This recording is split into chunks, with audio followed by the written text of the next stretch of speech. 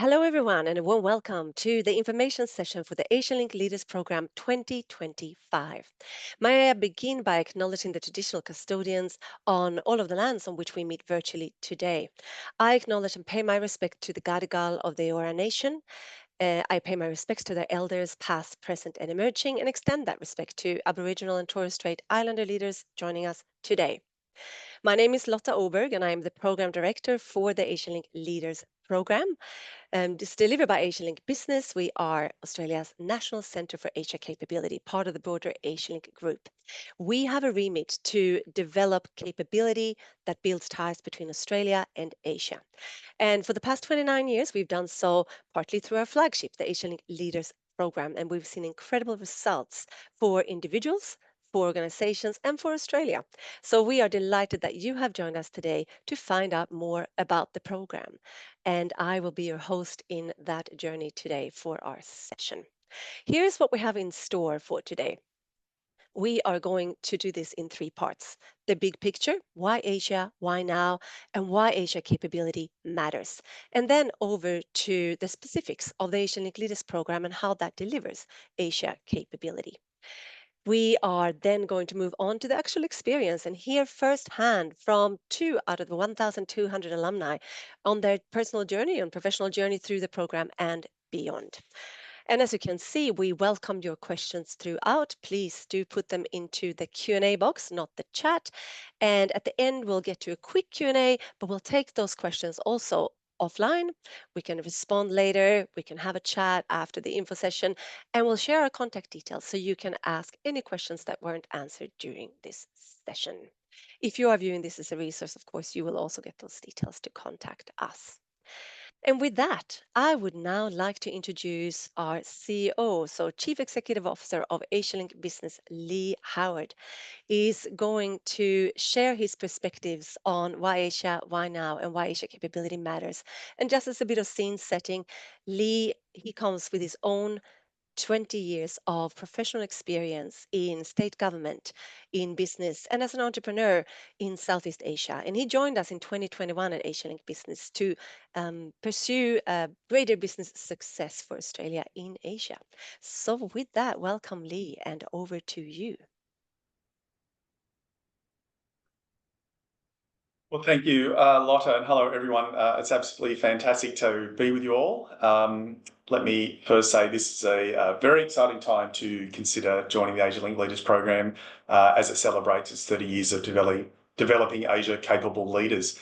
It's also a very pivotal time for the team here at Asialink Business, the part of Asialink that I run. Last year, we received a renewed mandate as Australia's National Centre for Asia Capability, reaffirming our partnership with the Australian Government to deliver programs that are really specifically designed and targeted to help Australian organisations and their people find greater success in Asian markets. The Asialink Leaders Program is indeed our flagship for delivering on this mission. So let me dive right in and set the stage with a reflection on why Asia, why now. And I have to say, for us at Asialink, these questions seem almost perennial. We talk about them a lot, and we wonder why others aren't talking about them more. On its merits, greater engagement for Australia with its geographic region just makes perfect sense. Asia includes some of the world's fastest growing economies, whose influence on global trade, investment and innovation just continue to go from strength to strength. Pick whatever metrics you like, whether it's 60% of the global population, half of global consumption growth, half of the world's internet users. These numbers are quite compelling. And the direction of travel only points upward. No matter what variable you choose, Asia is growing economically, growing in terms of influence, growing in terms of relevance for all of us here in Australia. But it's not without its challenges. Those with us working in the Asia space recognise that, I guess we say, is while opportunities are expanding, so too are the challenges. Keeping up with the fast pace of change, responding to the need for growth, to be sustainable and inclusive, navigating the increasingly competitive landscape, all of these combine to present challenges for those of us who want to continually be on the front foot of engaging with the region. And that's why achieving success with Asia requires more than just ambition. It demands a deep understanding of local markets, the ability to navigate diverse environments, and most importantly, a commitment to continually building long-term meaningful relationships. Um, However, one of the really interesting things we observe is that Australia's progress towards greater engagement with Asia seems at times slow and uneven. Many parts of Australian society remain optimistically uninterested in a region that significantly contributes to our own standard of living and prosperity. And so converting that power of proximity into meaningful engagement remains a destiny unfulfilled for Australia. I like to use this analogy of our Asia literacy, our Asia engagement. We're like an airplane steaming down the runway. We're getting faster, but we're still on the runway and we're yet to really take off. And so there are some really important things we can do and you can do to help achieve liftoff. I was in Laos last month attending the ASEAN Business and Investment Summit. The Prime Minister was there. Nicholas Moore, Australia's Special Envoy to Southeast Asia, was there. He's the one who led the development of Australia's Southeast Asia Economic Strategy to 2040. And that is currently Australia's leading document on Asian engagement. And what's really interesting about the Southeast Asia Economic Strategy is that it provides 4 key areas for boosting Australia's engagement in the region. And one of the top 4 priorities to realise our potential is building capability. And that just resonated with us when we saw that published in the flagship strategy. It really aligned with our mission of cultivating leaders through our flagship Asialink Leaders Program. And so happy that all of you have joined us here online today to explore this opportunity. Let me say that those of you who join the Asialink Leaders Program do so mostly because folks are interested to make a positive change, I guess, for themselves and for their organisation and for the profession they work in. And it is really about leadership. It is a leaders program. Leadership is not something that you turn on and off. It's not necessarily always about big decisions. It is really shaped by everyday actions, and this is true of individuals as it is for organisations. So thinking about how you present yourself, how capable you are and your organisation is when engaging with Asia, these are really things to be mindful of when thinking about enrolling in the Asialink Leaders Program. And so this is my call of action to each of you who've joined today. Successful engagement with Asia isn't just for senior political leaders. It's not just the work of diplomats. Each of you really has a role to play in helping Australia navigate challenges and opportunities by showcasing the depth and diversity of our talent. Joining the Asialink Leaders Program will really equip you to lead for your organisations, for your industry, and for Australia when engaging with the region. So thank you very much for joining today. Thank you for your interest in the Asialink Leaders Program. It's great to have you as part of this session. That's all from me. Lotta, back to you. Thank you very much, Leigh. And that really did set us up. Great call to action. And of course, I know that's why we're all here to learn more about the Asialink Leaders Program as a way to develop Asia capability. So it is my pleasure now to dive into the specifics about the program. It'll be a quick overview of what this program entails and can bring to you. And so right now you'll get into the chat the website if you want to dive deeper into specific areas. And of course, there will be a quick Q&A, and you can also keep posting your questions in that box. We will, of course, be happy also to dive in with you personally and answer your questions on email or in conversation. So with that said, let me share that snapshot, which is this. We are in the Asian Leaders Program, what we think a unique offering for people who wanted to develop their Asia capable leadership. And as Leigh already said, it is our 30th year doing so in 2025. So if you're stepping into the program, then you get the benefits of this program having been at the center of Asia Australia engagement for those 3 decades, which of course means we have a great network of expertise to draw on across the arms that our organization, the group, also has: diplomacy, arts, education, and business. We also can draw on our 1,200 Asialink Leaders alumni who are active in Australia and the region and globally to harness your insights and inspire you. And as we celebrate the 30 years, of course, some of that spotlight will also come onto the program and to our Leaders 2025. If you were to join us, you would join a group of 50 or so Asia engaged peers They are in Australia, and a small group of them are actually also in Asia, which I'll come to because we have a virtual hub. You will be journeying with them to develop deeper insights and valuable connections. As program director, having taken consecutive cohorts through the program, together with our executive and team, what we find is that people report value on three levels: the connections, who they're learning with and from, the content, which is sort of the what of the program journey, and the impact, the how to bring back those insights into something that becomes valuable for you, your organizations, or your sectors. So let me share a little bit of each. First of all, who are you going to be learning with? Well, that's what today is all about. Maybe some of you on this call will be joining the Asian Leaders Program 2025 cohort. So we can't say that, although it's actually underway and we got a strong cohort happening already. But what we can show you here are a couple, in fact, 8 of the Asian Leaders 2024. And as you scan this slide, perhaps you're noticing that there is great caliber of the leaders. You might be noticing that there's great diversity, and that is, of course, by design. So for us, we know that if we create a cohort with people who have an intention to broaden and widen their insights and network, if we create a cohort with people who are really engaged and generous to each other, and if we can create that experience for people, that happens, that kind of interaction. We would like to get to create the best possible conditions for cross pollination, if we want to call it that. So here's what we do: we ensure diversity and balance between sectors, we ensure diversity of experience. You can see here faces and names and organizations. And what's underneath there is, of course, that there are people who have greater Asia remit leading it for their organizations. You might see people here who have a need to go beyond a single country specific expertise or broaden into their sectors. You will have people in the program who focus on diaspora engagement and leveraging that. And some people are, as I mentioned, sitting in the region and they're a part of our virtual hub. The seniority aspect of it is very varied. We have about a quarter of the cohort who are at the most senior level, CEO, director, and then all the way through emerging leaders. So we don't actually have an age requirement for the program, nor do we say X number of years of experience.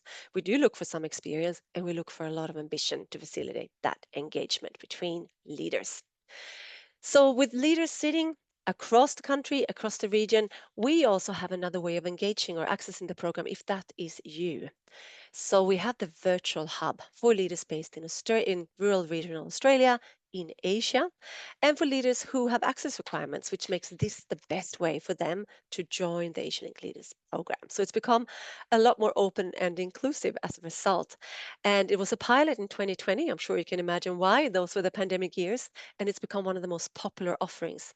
And it's popular not just for the people who are joining that part of the Asialink Leaders Program, but for everyone in the program. Because what happens is that their journey interfaces with the in-person journey many times. And that means that everyone gets have an ear to the ground, if you call it that. So you're just seeing snapshots of people, and some of them you might recognize if you happen to know someone that's part of the Asian Leaders Program. This is a get together between leaders and alumni 2022 to 2024. Now, how do we do this? How do we structure the program? You might have seen this already. This is the learning journey. Nuts and bolts. It is a learning journey over 8 months, starting 1 April in person, actually 28th of March in the virtual hub, finishing in November next year. It's 10 days. You can probably add that up real quick. And we spread it out in big chunks to facilitate you really taking the time to dive in. The chunks that I will point to are Foundation Week, getting together in Melbourne or on a facilitated live stream with your own unique facilitator, where we explore the richness and nuance of the Asia region through many lenses. We have the centerpiece of the program being the Canberra Summit, where many people from the virtual hub joins us. It's very immersive. You get to hear from those who influence and shape the federal or national engagement with the region. And then with graduation, again, it's a big cohort event in Sydney. And in between, we get together in virtual and hybrid modes in cities and virtually to network, and we dive into key issues of that year. And as a thread through the program, we have your ideas. So when people apply, they get to nominate an idea they'd like to pursue, then they get to harness and shape that throughout their program. I'm going to now real quickly just show you a few things about our content and our speakers and that workplace project before we go into the experience. And in terms of the themes, these are on the website. You can really read up on them there if you're interested. I'll just say this. Most people join the program because they have a specific interest. I'm exporting to Malaysia. I'm building partnerships with people in Japan. And they will look for that information and then will get that information. Part of that information they'll pursue themselves. But what people tend to say is this, that I got something additional, something that helped me see this anew. And so because of that, it's a transformation that's happening in the way I'm engaging. It is an acceleration, maybe an expansion. And that's, of course, what we're hoping to do for all of the people who want to join the program. It's a little bit about uncovering what you didn't know and then diving into that. And we have a real privilege as a National Center for Asia Capability to be able to draw on a diversity of speakers with various backgrounds that join us in the program to really power your insights. I'm going to show you a snapshot again. We got about 80 to 90 speakers each year. This is a snapshot of some of the speakers in our Canberra summit. And what I'll say on this is that we are definitely keen for people to not just hear from experts, academic think tanks, that happens too, but from people who do. So it's not just the usual people that you hear from, it's trailblazers in various sectors that you would hear from. And it's not just hearing from, it's engaging with. So create many opportunities for people to actually speak with our speakers. And they find that as interesting as our leaders do. Lastly, the how, the impact. How do you do this? Well, this is a facilitated process, and I didn't mention it on the slide of the program journey, but you might have noticed something called pod coaching. When you come in with ideas and you harness them through Foundation Week, we ask you, what's your theme? And then we put you in small, tailored groups with your own facilitators, coaches, and alumni coming to join you to really shape those ideas together. What you're seeing here is the output that people have taken. When they finish the program, they present, here's where I'm at with my idea. And then they take this project, this strategic project that is important to them and their organizations, back to where they work, where they're driving business or engagement or art or education or partnerships. And this, of course, adds up to a whole lot of positive change. And back to what Leigh Howard was saying before, creating a positive change is one of the best things that people report in the program and being inspired by each other. So 9 examples out of 1,200, but that's what I wanted to share with you in terms of the program. And if your questions were now not answered, then it's a great time to say, hey, here's what I want to know about the program and get into that chat because we are spending the next 10 minutes really diving in with our incredible alumni. And so it is my pleasure now to bring in our first alumni. I'm just going to share my screen so that you can see where we're heading next and then quickly go off it again. And I would like to invite our first alumni perspective, as you can all see. This is Martin Commons, Director of East Year Advisory for NAB, National Australia Bank, and 2020 Asialink Leaders Alumni. Warm welcome, Martin. And I'm going to kick off with a question right away. You have 20 years experience on 4 continents. You worked extensively across Asia for also your previous employer, one of the world's largest companies, BHP, on international issues and risk.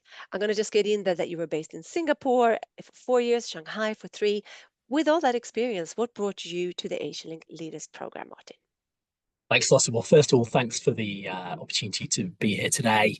Um, 3 things I think went through my mind when I signed up for the program. The first was I knew about the program, so I'd done work with Asialink in my day job on a number of fronts already, and I'd actually seen colleagues go through the program in the past, and indeed people from other organisations. So I knew a fair bit about the program, but I'd always thought something I must do one day and get around to it. So that leads me to my second factor, which was really one of timing. I was in the process of career transition. I was leaving my previous employer to move over to NAB, and I had a sort of a gap. And it was a good time for me to really take a step back, look at where my career was going, and bring together all the different sort of strands of the Asia experience I had and try to make a bit more sense of that, and also the Australian end of that as well. I'm somebody who, as you'll know from my accent, didn't grow up in Australia, and in fact lived in Asia before I lived in Australia, and so there was that end of the relationship which really made a difference for me too, and the program really was going to help with that. And finally, the network. You mentioned the 1,200 alumni. There are a number of opportunities through the program to meet those alumni as well as engage with them as speakers. And that wasn't the main reason I joined, but actually it became a major plank of the experience for me and really exceeded my expectations. It's wonderful to hear. Thank you so much for that, Martin. And you did mention that you were someone who had put other people on the program, who was a promoter of Asia capability internally. And I'm just keen if we look a little bit at that, what kind of experience or what kind of benefits could the program bring back to organizations? Well, I think although I'd had a fair bit of experience living in different parts of the region, working for one large organization, you get a certain perspective on the relationship. You see where you are, you see perhaps where your organization is. But Asia is such a vast region. There's so much going on, so many different fronts. And the program, it really was a great chance to kind of get that overview, to start bringing it all together and to start seeing where you fit in and where your organization fits into that broader context. So I think that's really helpful in sort of completing the picture. Another thing I'd mention is that, of course, this is about business relationships and building those relationships, but it's also about the cultural side of things, the government side of things, the education side of things, and all of those strands are represented across the leader cohort. And I think one of the most beneficial parts of the program for me was actually just seeing aspects that I would never really considered. How do you puzzle out issues that you're seeing in a business context from the government side of the table? If you're at Austrade, as we'll hear in a moment, for example, how do you look at the soft power elements of these relationships? So that leads to things like building links with cultural organisations, seeing how that side of things works, building that complete picture. So I think that was really important. Seeing things through other lenses was a great value add. And then I think that mix of people who've had lots of experience in the region and people who perhaps have never encountered the region before, they're coming to things really, really fresh. And certainly in my cohort, we had examples across that spectrum. And mixing all of that together was we all learned a lot from each other in different ways. So lots of different ways in which it helped.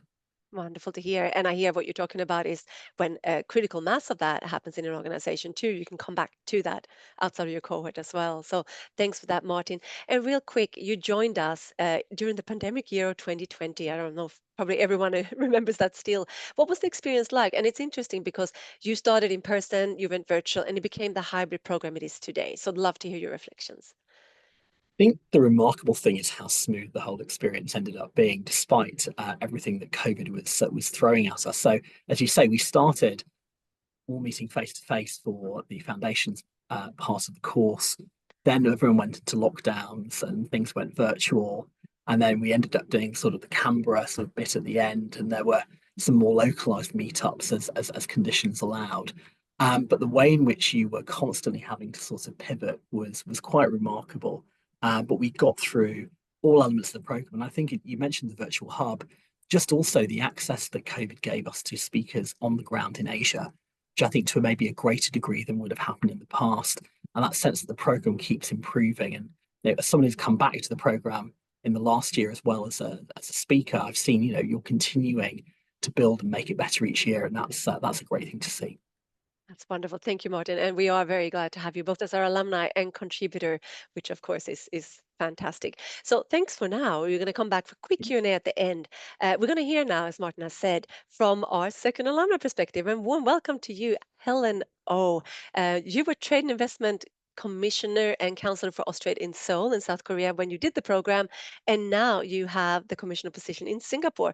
But in fact, I understand that you're joining us from Malaysia. What's happening today, Helen? Um, Thanks, Lotta. It's great to be part of this information session and share a bit of my experience with you. What's happening in Malaysia today? I'm actually having a day off. I've had about 120 days of non-stop work. We've had a lot of ministers come through Singapore as part of lots of trade shows. So I'm just going to have a quick break before next week's Singapore FinTech Festival. Good to hear. And we know you're very busy. You're getting applause. I know we have a lot of peers from the organization. Maybe they are a little shout out there for Austrade's great work and your hard work. So we're going to go back and just ask you the similar questions. Why did you want to join the program at the time? Yeah, I'm going to sound very similar to Martin. You know, I think Lotta, you mentioned, you know, one of the reasons for people joining the leadership program is looking to expand your Asia expertise beyond one country. I had spent a lot of time in Korea and Japan, helping investors find strategic projects in Australia. I spent time in Korea as Trade Commissioner, helping Australian exporters diversify to markets, but I hadn't quite put my head into Southeast Asia, and I knew that I had confirmed posting to Singapore, so I needed to shift my thinking from one area of Asia to the broader Asia. And as Leigh mentioned, the Nicholas Moore's report on Southeast Asia Economic Strategy to 2040, I knew it was going to be a heavy implementation focus, so I wanted to shift my head. I also heard a lot of people in my professional circles, good friends who had done the course before, and it came highly recommended. And so I sort of had a bit of a FOMO and wanted to be part of the exciting circle and development program as well. So those are some of the high level reasons, and I loved it. Wonderful. Thank you. I was just going to ask you, Helen, what the experience was like. And of course, it's very kind of you to say you joined in the virtual hub, but you also have joined us on the ground. Just share a little bit, a snapshot of that experience with us.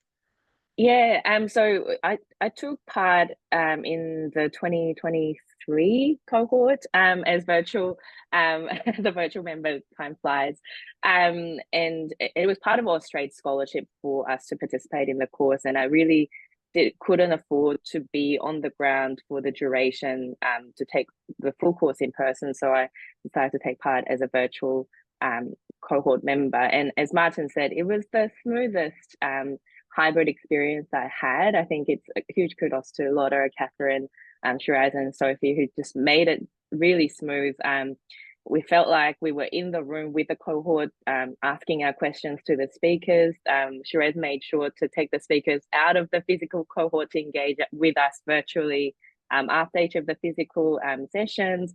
The virtual cohort itself was, as has been mentioned, quite diverse. So the virtual cohort from 2023, I think, is still quite alive and active. And so it felt like I was in the room with the rest of the cohort.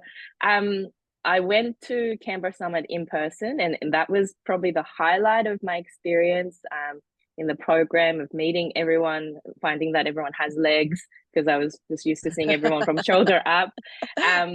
But yeah, just everyone was coming to assessing opportunities in Asia, whether that's arts, commercial, legal, from different diverse perspectives. And I learned a lot from just, you know, not just the sessions, formal sessions, but engagements outside as well. Wonderful. So, yeah. Yeah, no, I think that there's more to say. I know the time is ticking. I'm going to bring you back, Martin, as well. And we're just going to answer one question. You have 1 year on, Helen. Martin, you have a few years on. There's a question there about how people use, and thank you so much for all your questions, how people use the Asialink Leaders Network. Is there anything just recent that you can report on? And I think, Helen, you probably have a few things to choose from, but share one thing that you've done with us, and then we'll go to Martin. So as recent as maybe 2 weeks ago, we had the Singapore alumni catch up with Catherine Mumford. And so I met Asialink alumni from, I think, way back to 1990s. And it turned out that we actually have common business, that Austrade can work with their business and or connect Australian exporters to broader experience. So that was one. Yeah. Thank you. Great network. And almost concluding words from you, Martin, before I finish off and tell everyone what to do next, and then we can stay on for informal Q&A. Martin, do you have an experience that you want to share? Sure. Two quick things. One is having moved during the course from mining and resources over to banking, being able to connect with other people from the financial services industry who were doing the course was something that was great then and continues to be great now when we talk to each other quite regularly, and we meet up for coffee when we're in the same city. On the cultural side, I have got such an amazing network through parts of the arts sector in Australia as a result of this, and it's been fantastic to look at ways in which my employer now is able to interact with those organisations and form partnerships. So two quick examples. Wonderful. Thank you so much, both Martin and Helen, for sharing your experiences with us. Thank you for joining us in this information session for the Asialink Leaders Program 2025. You can see the key dates on the screen.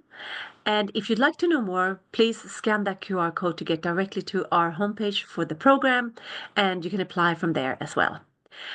Please also feel free to contact any one of us in the team. You can see our names and emails up there. Team McIntyre, myself, and Claire Stevens, who herself is an alumni of the program. We all look forward to hearing from you, and we hope to see you in 2025. Thank you.